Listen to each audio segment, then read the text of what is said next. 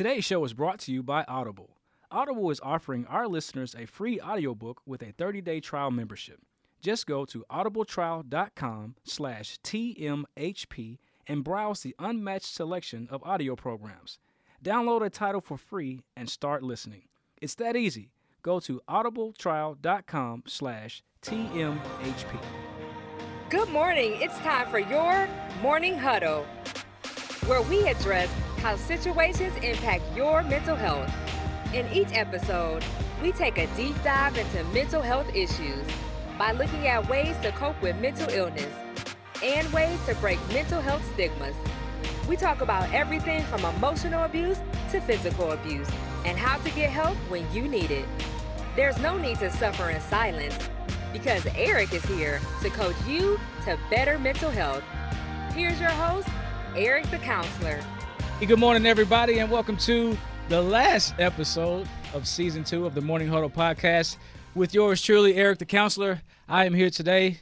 Dez is over there. What's up, What's Dez? going on? What's going on? We in the last show, Eric. This is the last show. Last show. And this is exciting. I'm thinking about, man, this past year and all the work we done put in, all the research, all the guests we done had, man. This has been a great and exciting journey to be on with you. And I appreciate you, and I thank you for bringing me along for the ride. It's been a great season, man. Yeah. We started Season 2. What was that? I think the first episode was in June. Back in June, and here we are at the end of the year.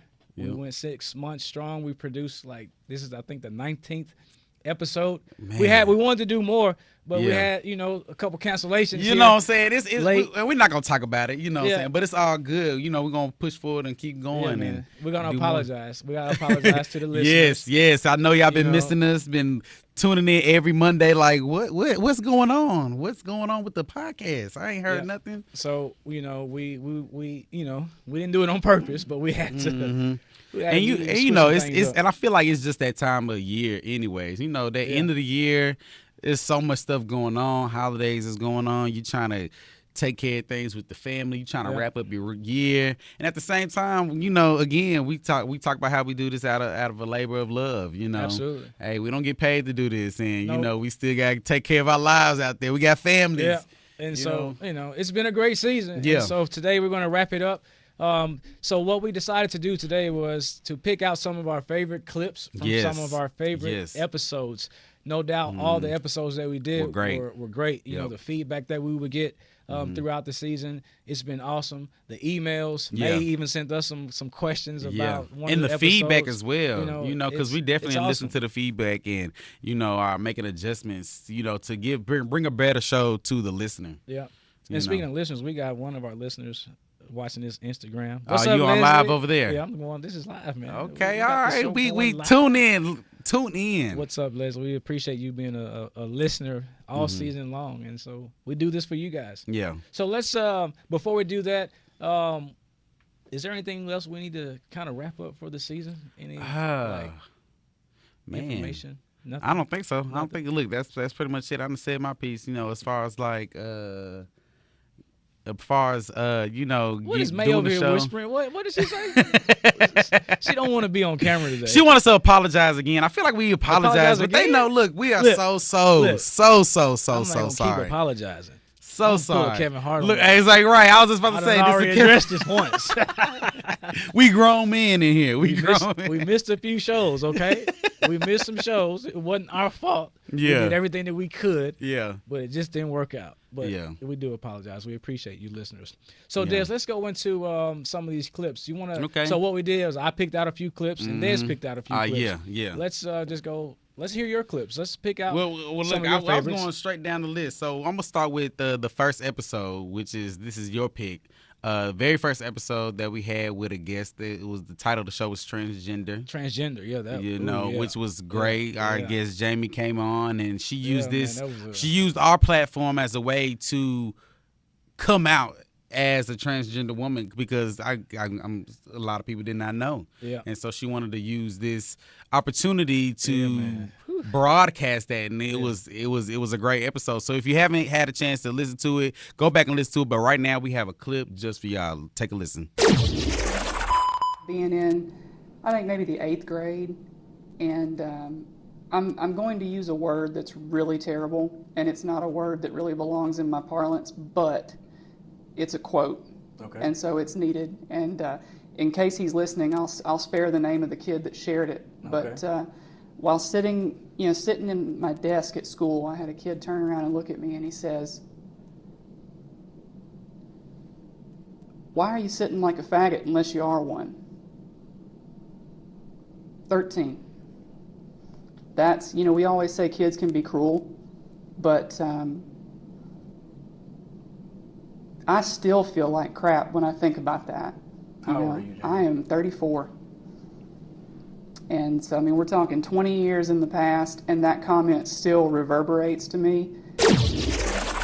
So the reason why that is one of my favorite clips from the season is because, as an ally for the LGBTQ plus community, it's really important for me to use everything that I can to help them, to be an advocate. And I remember the reason I became an advocate or an ally for that community is because I know that they are discriminated against. Right. And here in Tennessee, there was a law passed that said counselors can discriminate against people for any reason, and that's going to directly affect people in the LGBTQI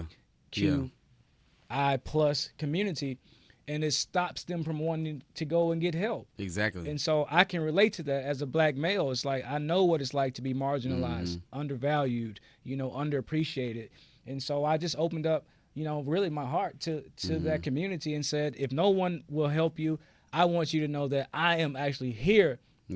To help you to get mental health services that you need, and you don't have to be afraid. So I started being involved with it. I was interviewed by a magazine. I started participating in events and speaking on panels. And I remember since I did that interview, one of my clients, and every time a client realizes that I'm an ally, they speak to me about it. Especially those who recognize as members of that community, they'll tell me, you're brave for being an ally. I've had clients ask me, why are you an ally? Really? And so, they've asked me, why would you do this? And I'm like, I wonder why they would ask me that. And so I asked once, like, why would you ask me why am I an ally? And the response was because you're a straight man, you're a black man, and it's just, people might think you're gay or, people might start assuming things about you. I'm like, that means nothing to me. And so I'm proud to be an ally for the LGBTQ plus. And it's a good thing, to stand with people, because everybody is being oppressed out here, because they're looked at differently. And like I said, we can similarly relate to it, just being a black man in America and them being gay or transgendered or whoever identifies with that group, it's people say that we're not one and the same, but in actuality we kind of are, because we're looked at as different and people can't necessarily relate that. But one thing that I do like about that clip that we just played is for her to bring up her feelings about how that comment made her feel years later. And you think about the bullying and the things that are being done in schools today. And how that affects young people into their adulthood, which causes mental issues and problems, in their future, so, hey, words hurt, And Jamie, Jamie's a great woman. When I met her, I didn't even know that she was transgender. I didn't. And I told her that. I didn't even think about it.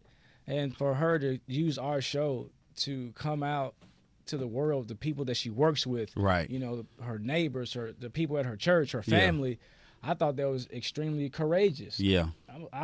I remember when we did that show, I was like, wow, I was having this feeling of, I don't know how to describe it, but it stayed with me for at least another day. I was just on a high that someone would come on here, use this show to come out to the world that she's a transgender woman. And so, shout out to everybody who's living their life freely. One thing that I'll say specifically about transgendered, not gendered, even that when we had the show, the title was transgendered. one of the listeners hit me up and said, you might want to take that ED off. Yeah. It could be offensive to people. Yeah. I remember Jamie was breaking down and letting us know the proper terminology to use when you're addressing that community. And there's so much to know and learn.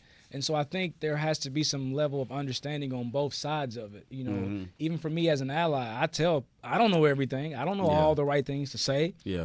But I'm willing to learn, and I'm vulnerable enough to admit I don't know. Yeah. But I'm still here to help you. Right. If you can look at me as someone that's here to help you, and which they, it's been great, then I think, I can be in my role of a counselor and actually help people. Right. Even people who other people might feel like there's something wrong with them. Like, no, man, that's bull crap. So right. That was one of my favorite clips from the first episode in season 2. So we started off with on a high note. All right. Well, look, I want to get into one of my favorite episodes of this past season. One in particular that when we first talked about we was going to do this, the first one that kind of popped in my head was the episode we did with our good friend Isaac Aday. And he came on here. First of all, it was his second time on the show because he did a great, phenomenal job with the episode about black men and mental health. Yeah. And but we decided to bring him back on a second time for the episode on the psychological impact of divorce. Yeah. And I feel like that episode was such a big one for me because I'm recently just got married. So, of course, divorce is something that I don't plan on happening or I don't foresee happening, but just to hear his story of what happened to leading up to his divorce was just impactful for me to make me more cautious of what am I doing in my marriage to please my wife and to please myself and just to make a successful marriage. So this clip in particular that I'm going to play is one talking about failures, talking about his failure, and I'm just going to play the clip and then we're going to discuss it. So here it goes. So it's like I couldn't imagine going from being with my kids every day like I am to not. That would kill me. That would make my heart hurt. And I'm sure your heart was hurting. My heart was hurting for you watching you go through that. Yeah, my heart still hurts about it. Yeah. I don't know that you ever heal from that. I think you just get over it and you move on. Luckily for me, my son and I have a good relationship, and it's because I was very present and active in his life, prior to the separation. And I fought to maintain that presence, over the years, even though it hasn't been the easiest thing. It's like I got to do this for him. It's not about me. Yeah. Because if it was about me, the easiest thing to do is just distance yourself from the situation. The hardest thing to do is actually to confront it and fight through it. Like when they talk about men that have abandoned their children, we often denigrate those men because of, how can you just walk away from that? But we never know the circumstances about, around the relationship. Right. And also me knowing how difficult that is, man, I see why these guys just walk away. I don't agree with it, but I could see how you could just literally walk away because it's more painful to confront it. Why'd you pick that clip, Dez? I picked that clip because just listening of his I guess just the way he kind of explained, because his statement was kind of like mind blowing to me because when you think about walking away from your family and walking away from your child and saying that's more easier than to actually confront it. I was just like, wow, really? Like, to me, I feel like, it'll be something that I couldn't possibly do even though I don't have any children or, I'm not in the middle of a divorce or anything like that. But I feel like that'd be something detrimental to my life if I was to ever have to deal with. But he gave it in a good perspective of, when you, let me look, I wrote it down. He said, I'd rather walk away than confront the failure because every time he visits his son, he's reminded of the failure of a father and as a husband. Yeah.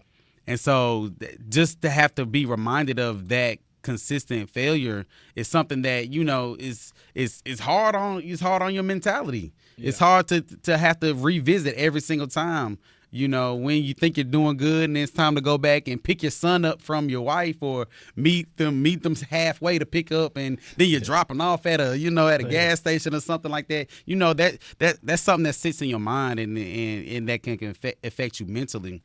And so he gave some really good advice on that episode as well, because he says just because the marriage ended, that doesn't mean that your life has to come to an end. Yeah. You know, you have to learn how to live anew, and you have to do that because you deserve it and you owe it to yourself. So, yeah.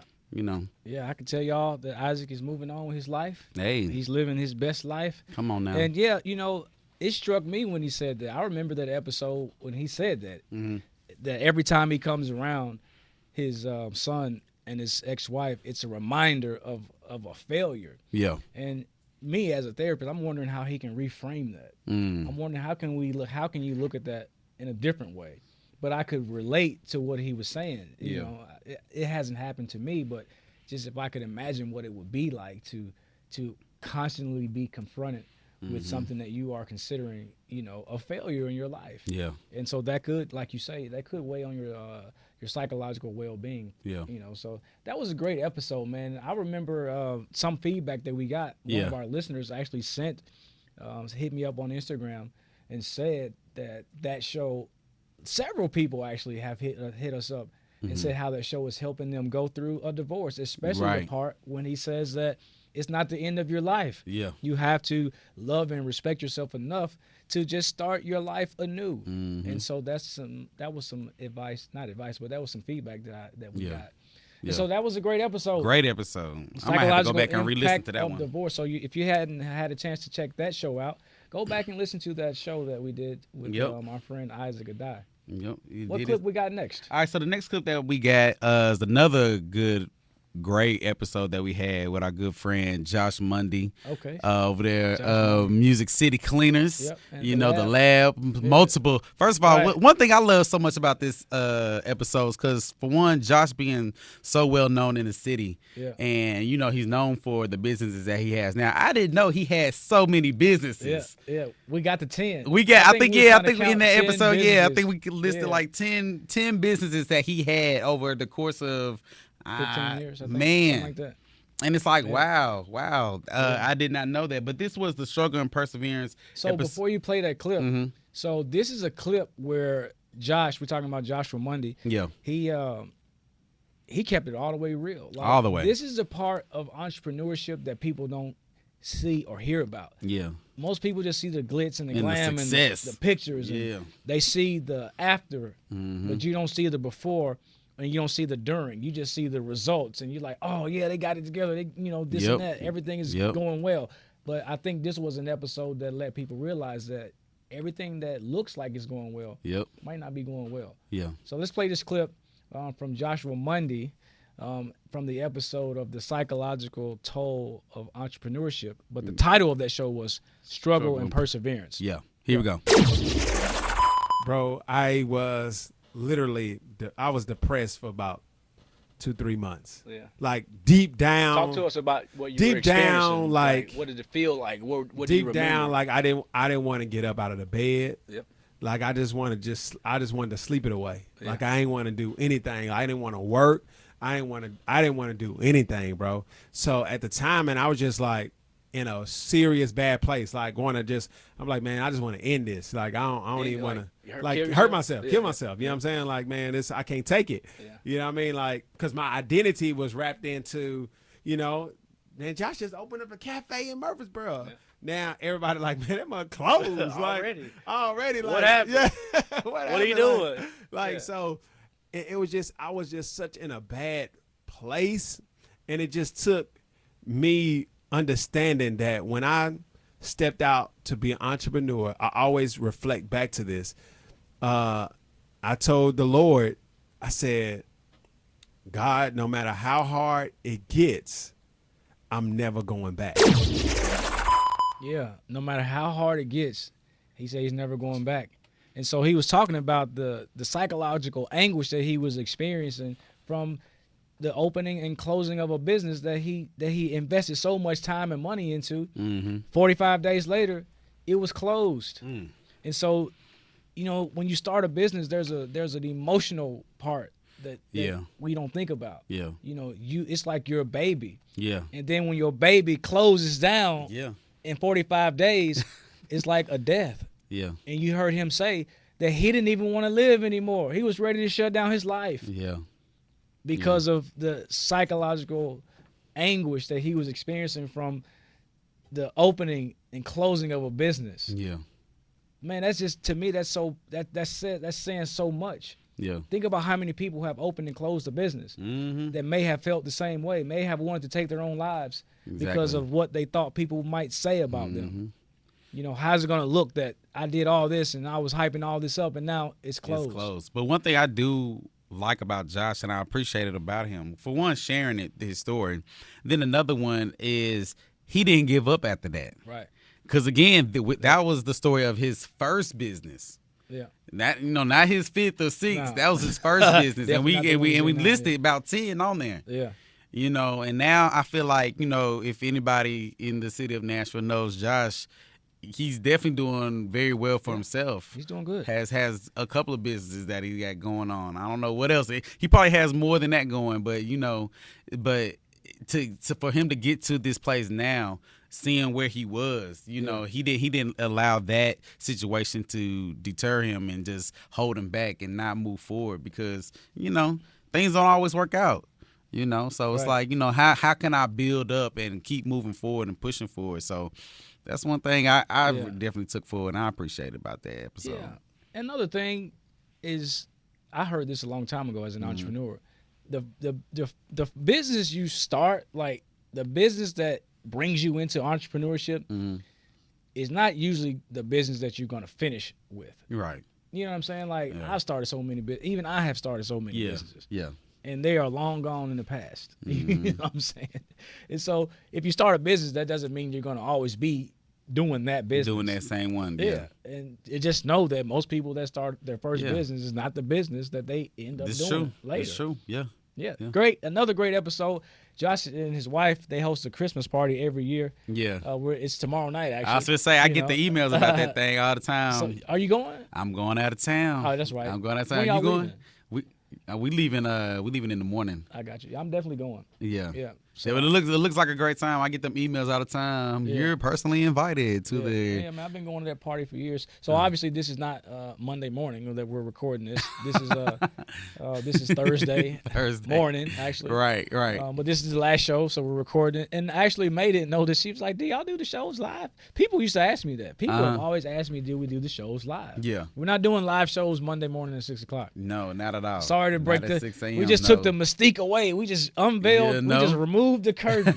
No, this is not a live show. Yeah, but we figured like Monday is that time, start of the week, you know, to hear something inspirational, motivating, educational, entertaining, just to get your week started, you know, early in the morning. So we hitting it off to you 6 a.m. We're getting your day started, getting your week started. So getting your week started right. You know, hey. So what clip we got next? All right, so the next clip is one that I'm going to choose. And, you know, throughout this whole season, one thing that I had the pleasure of adding to the show was the mental health time out. Yeah, that was good. And I had several mental health time out, which, you know, it was just, you know, I think, Eric, you actually the one that gave me the idea. It was just like, hey, it'd be kind of cool just to kind of take a break from, you know, the story or the situation and just give a little time out, something quick to shake it up, switch it up a little bit, just to add a little bit more spice to the episode. Yeah. So, you know, that was one of my weekly duties, trying to figure out how to spice the show up just a little bit. And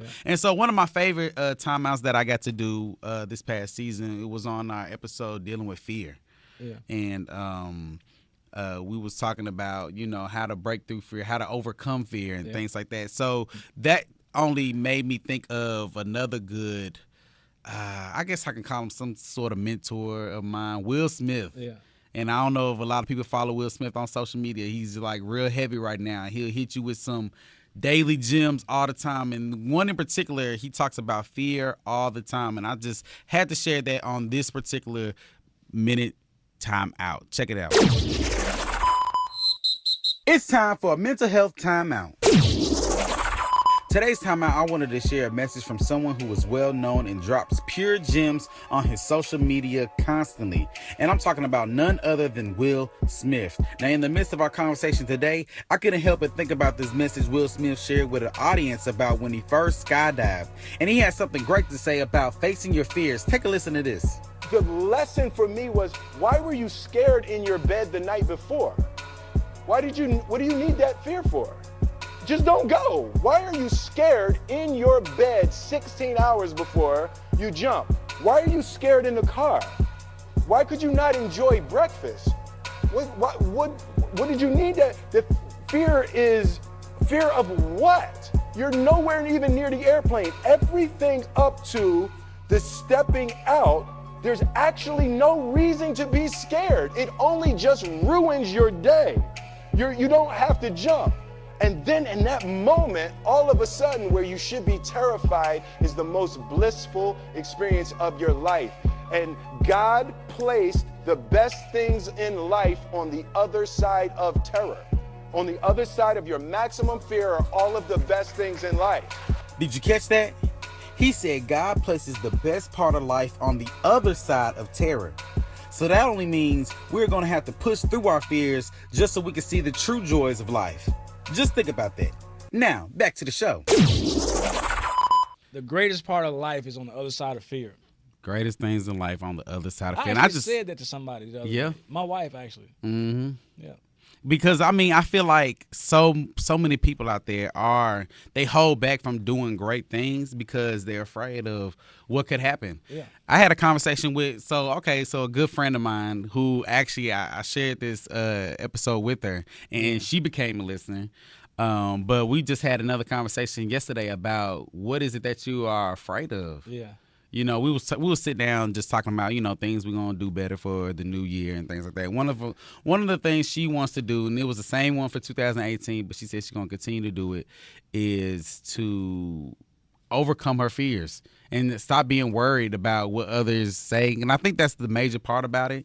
She even mentioned to me the fact that she used to be very confident, but then that transition to college is where she kind of, ducked down a little bit, and that confidence never came back to where she had it. It's kind of funny, but it made me realize that a lot of people are dealing with that, that fear of fear, being of what people are going to say, how people are going to feel, or instead of just doing what you want to do and living the life how you want to live, you're always thinking about what the next person is thinking or what this person's going to say, and that holds a lot of people back. Yeah. And I think that's rooted in comparison. I think a lot of us, we compare ourselves to other people. Yeah. And that scares you because you're asking yourself, how come my life isn't how theirs is? Yeah. And this is making you feel like you're not doing something that you should be doing. Mm-hmm. That's why I always tell people comparison is a thief. Yeah. Comparison is a thief. It's going to rob you from your own personal self-esteem, self-confidence, because you're trying to look and be how the other person is. Yeah. And as a therapist, I know that just because people look like they got it together, that don't mean it's together. They don't. And that's something that I'm able to see a lot. Mm-hmm. The people that we look up to.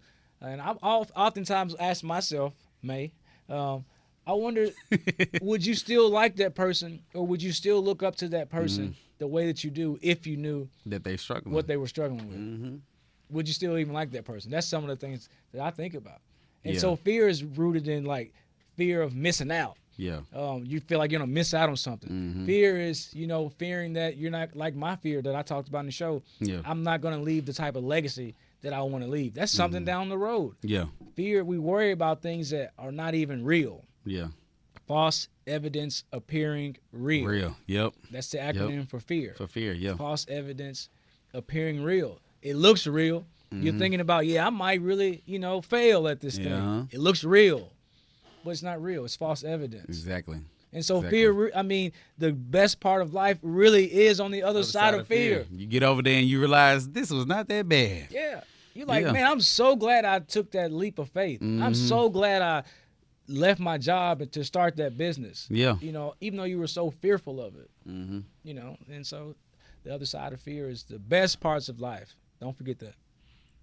May over there looking. Don't say he made for season 3. Right. All right. So our next clip that we're going to play is a real deep one. It was a really heavy one. All right. One of the. Which one is this? This is the conversation about depression. Oh, the conversation with the car. This is one of your picks. One of your picks, and so I'm just gonna get into the clip real quick, but it's a real deep one for us. So here it goes. I started started distancing myself from my wife to the point where I was emotionally unavailable. I was physically there, but I was checked out. Yeah. And one day in March, got in my car. This is 2014? Nah, this is 2016. 2016. March 2016. March 2016. I got in my car with the plan of killing myself. Had my 357 on my lap. I was listening to all the music I wanted to. I love coffee. I had my coffee. I had my plan. I had it planned. I drove to Alpharetta, Georgia, got off at exit 7, and I knew exactly what I wanted to do, and I was going to do it at my therapist's office because I knew people were coming in and out, so they would find me quick. And as I got ready to go, I went to this place once a week, but all of a sudden, it was one day when I got out the freeway and got ready to turn where I wanted to go. I kept seeing the color orange, and the whole block was wrapped with a detour sign. I couldn't get through. And I realized then that God had given me another grace. And somebody asked me, they said, but if you wanted to kill yourself, you would have went and did it anyway. I said, no, when you have a plan, when you know exactly how you want it to be, any disruption stops it.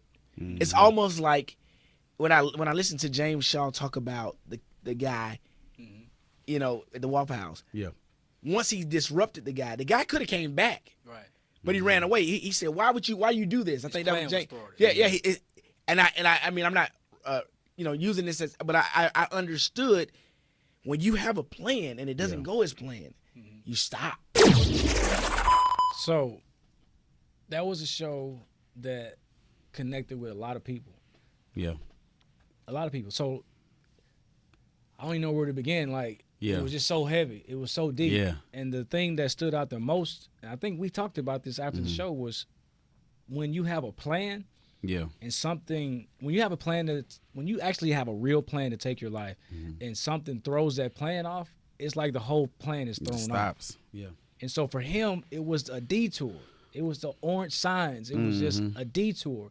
And for him, there was a spiritual moment where he learned about a new type of grace, is what he said in the show.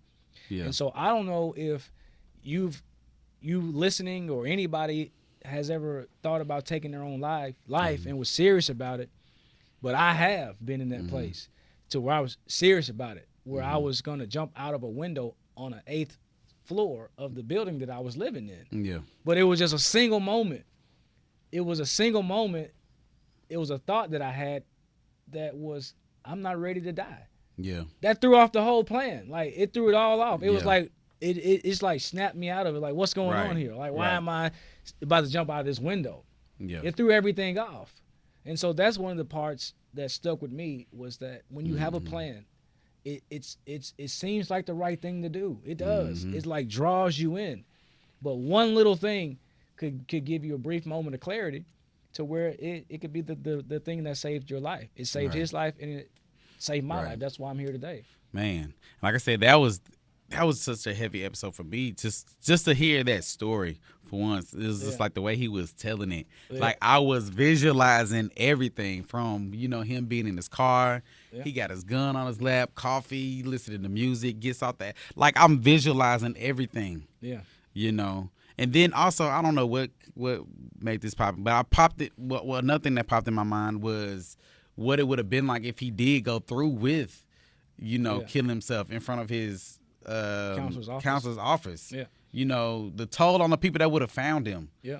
Or his counselor. Yeah. Who was just like, it's mind blowing. Yeah. Just to realize that people out there, unfortunately, I've never had that thought or anything like that. But, I feel for people who have, and it's like, I can only imagine just, wow, what you're going through in the toll that it's taking on you and your mind to just even bring yourself to a point that you want to take your life, and it's just like, wow. When you have lost hope that's when you get to that place. You know, you may have heard that you can live 30 days without food. You can live 7 days without water, a few minutes without oxygen, but you can only live 1 second without hope. Because if you don't have hope for something, when you become hopeless and when hopelessness settles in, you know, you have no hope for anything. You know, you have no hope for the next day. You have no hope for a brighter day, no hope. And so if anybody listening to the show, if you find yourself in a place of hopelessness and you're thinking about taking your own life, you know, talk to somebody about it. Call 911 if you are on the verge of hurting yourself. Call 911. You know, have a designated person that you need to talk to when you feel bad. Like have a plan. Most importantly, talk to somebody about it. Go and see a counselor. Go to psychologytoday.com. See a counselor. You can see me. I'll be happy to help you. Go to my website, ericthecounselor.com. This is not something that you have to suffer with by yourself. And just a few days, maybe like a week ago, this 9-year-old black girl committed suicide, you know, which is a rising trend. You know, young black kids are killing themselves because they're being bullied at school and just different reasons. But that's something that we should be concerned about. And it's talk to your kids. If you're a parent of a teenage child or a young adolescent child, talk to them about what's going on at school. Because you never know. Like, a 9-year-old kid shouldn't be hanging herself. Because someone's calling her ugly at school. You know what I'm saying? Kids are mean. Kids say mean things. But it starts at home. Like, we have to teach our kids. Like, I had to teach my kid that it's not nice to say Santa Claus is not real. To the other kids. So it might be useful to tell your kids to be nice to other kids so that they won't end up taking their own lives. So if you're struggling with that, please seek out help. Please seek out help because you don't have to suffer by yourself. All right. Well, look, hey, Eric, that's all the clips we have for the day. That's all the clips? That's all the ones. Man, we got another clip over there. We got, okay, I mean, we can always go back and play plenty more clips. Let's see. I got one more here. We got one more. This is the second episode that we had of the season. This is one about anxiety and OCD. Oh, anxiety and OCD. So this is a really pretty good one, and I think this is one that a lot of people can relate to. To have a mental health diagnosis, because people look at that in a negative way. They don't want it. It's like a stigma.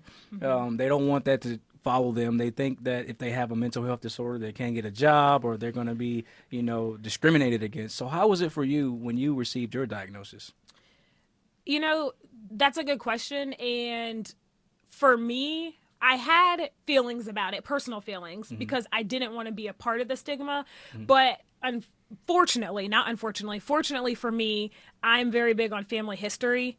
And this is something that I was aware ran through my family. It's genetic.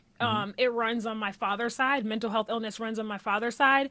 So something that I can say is that you should definitely know your family history and know what different things each side of your family may battle with. Because even though it was a new diagnosis for me, I had been around it and I had heard of it. So the likelihood of me having trouble with it was probably high. That clip was, like we said, episode 2. And we had Lauren come in and she was telling us about her anxiety and her obsessive compulsive disorder diagnosis.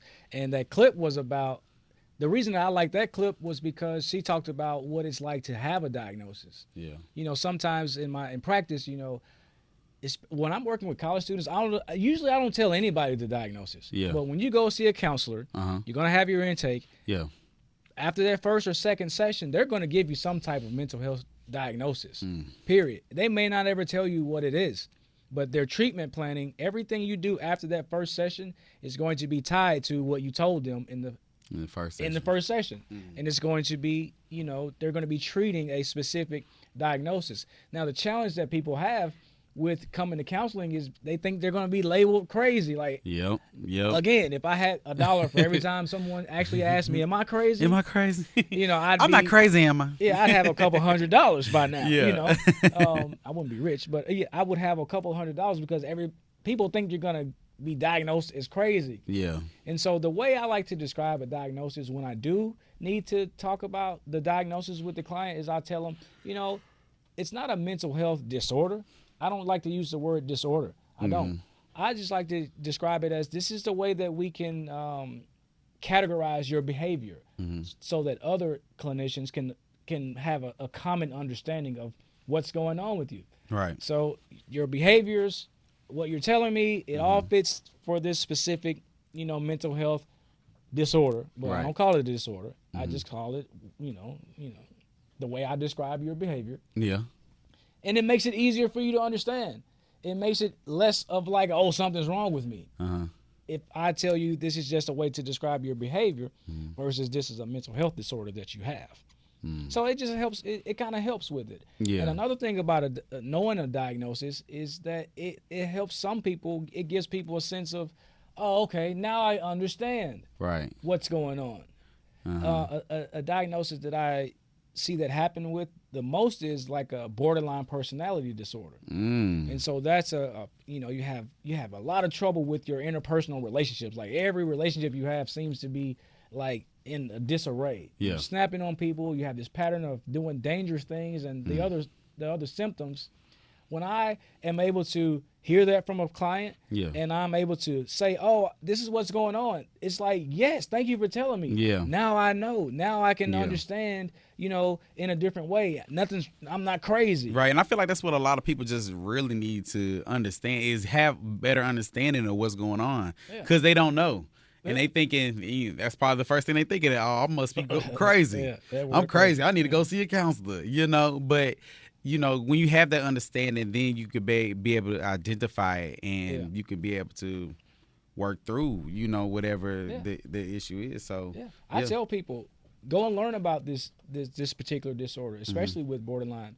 Go and learn about it. Go and see the celebrities who are dealing with it. Go and learn how other people are dealing with the thing that you're dealing with, because that's a part of the treatment plan. Going and learning about it. Yeah. That's part of the treatment plan for that. Yeah. So that was a good episode. That was a great episode. If you have a mental health diagnosis, don't think that you're crazy. It's just a way to describe, your behavior, especially for other clinicians, and it might actually give you some clarity on your life. It'll help you walk in a different way if you understand. You understand what's going on. Because everybody, I'm pretty sure everybody's dealing with something out there.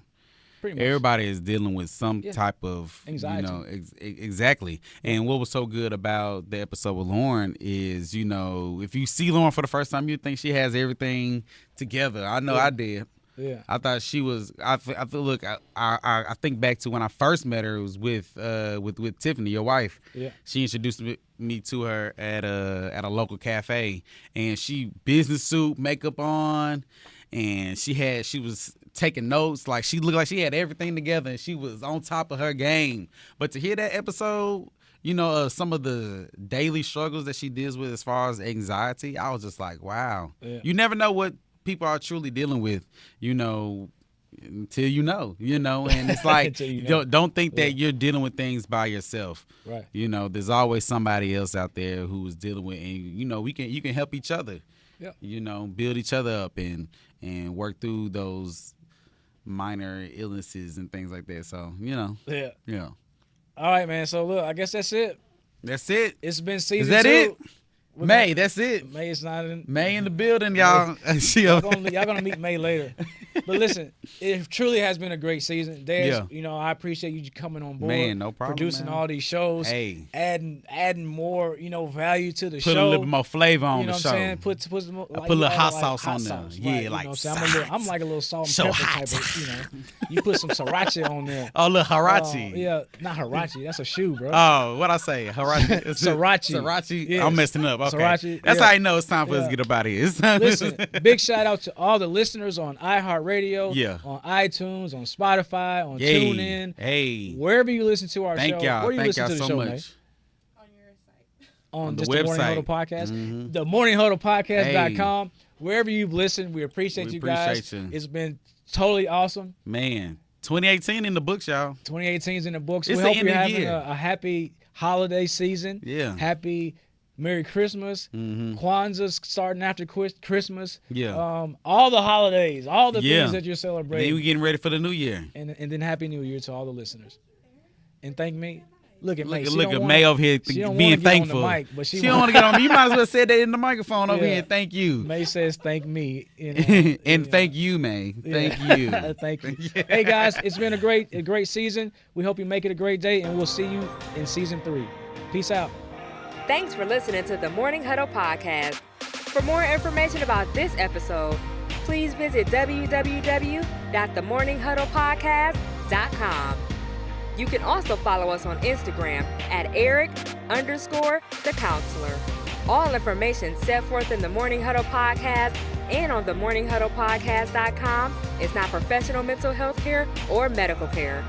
Information expressed is provided for educational and informational purposes only, without any express or implied warranty of any kind.